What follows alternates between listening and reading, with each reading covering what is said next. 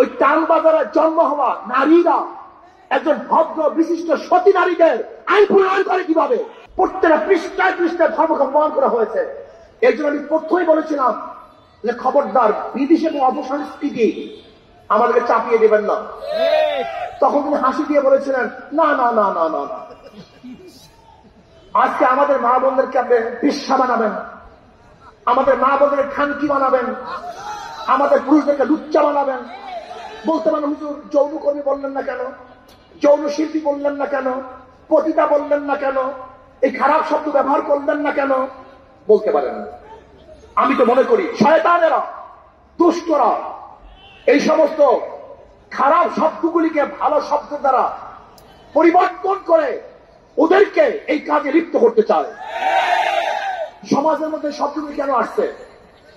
সমাজের মধ্যে শব্দগুলি কেন সৃষ্টি করা হয়েছে? সমাজের মধ্যে খারাপ শব্দগুলি কেন চয়ন করা হয়েছে? চোরকে আপনি কি বলবেন? ডাকাতকে কি বলবেন?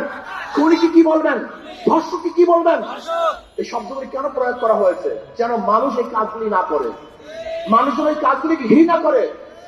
আপনি খারাপ কাজের সুন্দর সুন্দর শব্দ প্রয়োগ করে ওই খারাপ কাজকে ভালো বানাবার চক্রান্ত করতেছেন। এইটা বড় শয়তানি। এই নারী নীতি প্রণয়নকারী এরা কারা? এরা কোথা থেকে আসছে? ওই টান বাজারে জন্ম হওয়া লোকগুলি, ওই টান বাজারে জন্ম হওয়া নারীরা একজন ভদ্র বিশিষ্ট সতী নারীদের আইন প্রণয়ন করে কিভাবে? ওই নারীগুলি আমার স্ত্রীর আইন প্রণয়ন করে কিভাবে? ওই নারীগুলি আমার মায়ের আইন প্রণয়ন করে কিভাবে? ওই নারীগুলি আমার মেয়ের আইন প্রণয়ন করে কিভাবে? আমার মেয়ের সাথী, আমার স্ত্রীর সাথী, আমার মা সাথী, সে একজন নারী।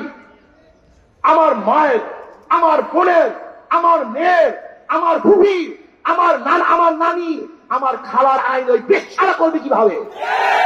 ওই বেশ্যাগুলি সাহস কোথায় পেয়েছে? আমি বিশ্বাস করি এই বিশাল চক্রান্ত চলতেছে। ইউনূস সরকারের হটাবার এটা চক্রান্ত। এই সবগুলি ভারতের দালাল, এই সবগুলির সাথে ক্যালকাটা সংযুক্ত আছে, সবগুলির সাথে ক্যালকাটা সংযুক্ত। আপনারা দেখুন, কোন অবস্থাতেই বাতিল নয়।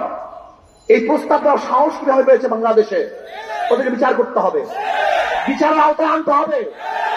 এই ঢাকার বুকে প্রকাশ্য বিচার করতে হবে, যা ভবিষ্যতে এই ধরনের কোন প্রস্তাব আনতে কেউ সাহস না পায়।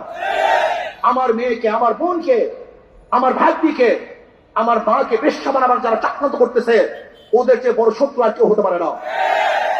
নারী নীতির প্রত্যেকটা পৃষ্ঠায় পৃষ্ঠায় ধর্ম বিরোধিতা করা হয়েছে, প্রত্যেকটা পৃষ্ঠায় পৃষ্ঠায় ধর্মকে অপমান করা হয়েছে, প্রত্যেকটা পৃষ্ঠায় পৃষ্ঠায় এই বাঙালি জাতি সংস্কৃতিকে ধ্বংস করে নতুন এক বিদেশি চক্রান্তকে বাস্তবায়ন করার চক্রান্ত চলতেছে।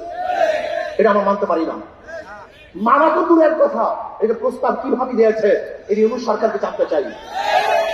আজকে বাংলাদেশের সবচেয়ে বেশি সংস্কারের পক্ষে এবং এই সরকার জন্য সময় পায় সংস্কারের জন্য ইসলামী আন্দোলন বাংলাদেশ সবচেয়ে বেশি ভূমিকা পালন করতেছে। তারা প্রথমে যে কথা বলছে, আজও সেই কথা বলছে।